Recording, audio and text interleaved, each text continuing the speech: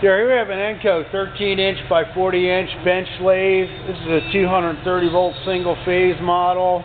It appears to be unused. And first we're going to show you that it does operate very nicely here. We pulled out the E-stop here.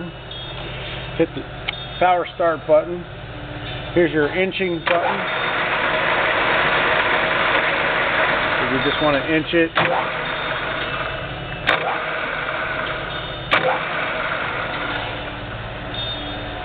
We'll go to the apron here. Got forward, reverse on the apron.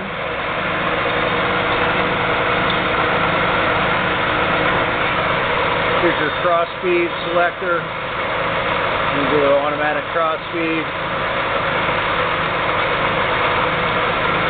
You can also do it manually. Here's your longitudinal feed. What you do is you go to this selector switch. This switches it over to your longitudinal feed. And go in the opposite direction here. Back on.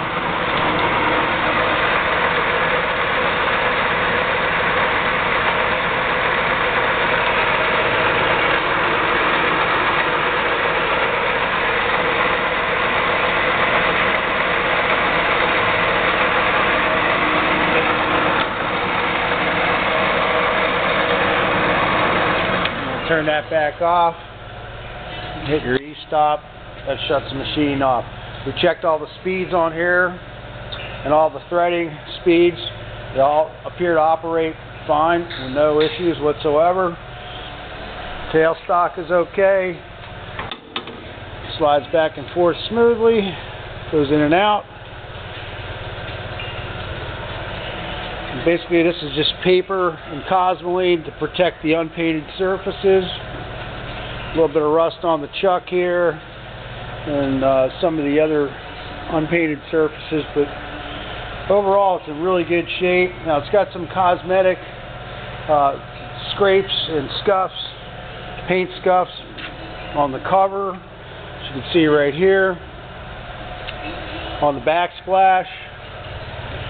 Down here, there's some scuffs on the back of the backsplash. Now, it does include a drip pan, and that has a lot of small dents and paint scuffs.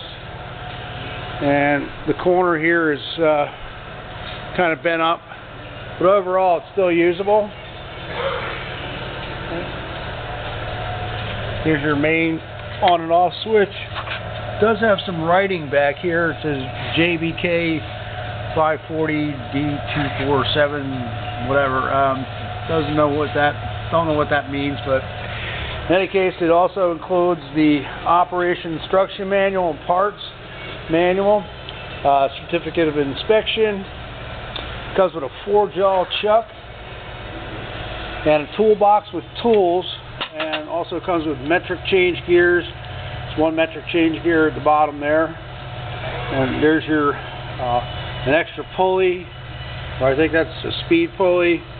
Get an MT3 dead center, center sleeve, and some miscellaneous parts. Drill chuck. The toolbox itself is a little dented up, but everything inside is intact. Like we're saying is overall the machine is in really good condition, mechanically, electrically, just has a couple little cosmetic issues, nothing major.